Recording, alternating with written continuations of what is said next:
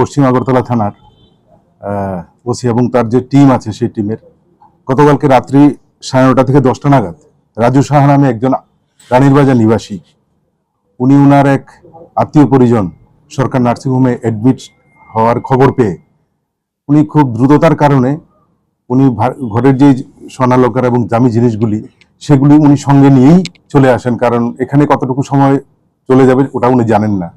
ওনার ভয় ছিল এটাই, গত বছর দুর্গাপুজোর সময় ওনার ঘরে একটা চুরি হয়েছিল। তো সবকিছু ভেবে চিন্তে করে উনি জিনিসগুলি সাথে করে নিয়ে এসছেন ওনার ফ্যামিলি সহ। তো উনি ওনার যে অটো আছে অটোর বক্সের মধ্যেই সবগুলি জিনিস লক করে রেখে নার্সিংহোমে ঢুকেন।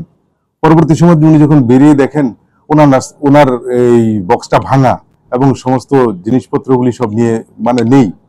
তো উনি তখন হন্তদন্ত হয়ে ওনারা আমাদের থানায় এসে ওঠেন এবং সঙ্গে সঙ্গে ঘটনাটি বিস্তারিত বলেন।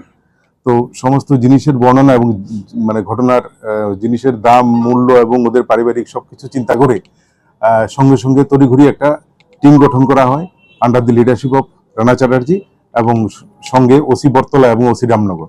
তো খোঁজ খবর করে বিভিন্ন সোর্সের মাধ্যমে ফাইনালি ওসি রানা চ্যাটার্জি একটা ইনফরমেশন পায় যে ওই রাজনগর এলাকার সন্দেহজনক কিছু লোক ওই এলাকার ওই সময়টাতে এদিকে ঘোরাফেরা করে। তো এদেরকে বিশেষ করে দিলীপ দাস, আমাদের পশ্চিম থানার যে সাব ইন্সপেক্টর, ও অনেকটাই ওদেরকে চিনে। তো অ্যাকর্ডিংলি সেই অভিযান সারা রাত্রি চলতে থাকে। তো ফাইনালি একজন শামীম মিয়া এবং আরেকজন হচ্ছে প্রার্থনু আচার্যি, ওদের ঘর থেকে সমস্ত জিনিস আজকে ভোরবেলায় গিয়ে সমস্ত উদ্ধার কার্য সম্পন্ন হয়েছে। এবং আপনারা জেনে রাখতে পারেন সমস্ত উদ্ধারকৃত স্বর্ণের যে বাজার মূল্য সেটা প্রায় 20 লাখ। তো আমি মনে করব এটা একটা বড় সাফল্য এবং আমরা এই যে দুইজনকে গ্রেপ্তার করা হয়েছে বা অ্যারেস্ট করা হয়েছে এই কেসে, এদের জিজ্ঞাসাবাদ করে খানিকটা আমরা বুঝতে পেরেছি যে এদের সাথে আরো অনেকেই জড়িত আছে বা এদের একটা গ্যাং আছে।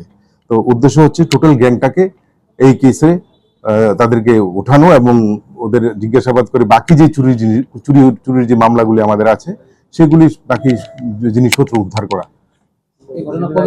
গতকালকে এটা হয়েছে আপনার সরকার নার্সিং হোমের সামনেই, যেখানে অটোটা রেখেছিল অটোটার মধ্যেই সোনার জিনিসগুলো 9:30 থেকে 10টা।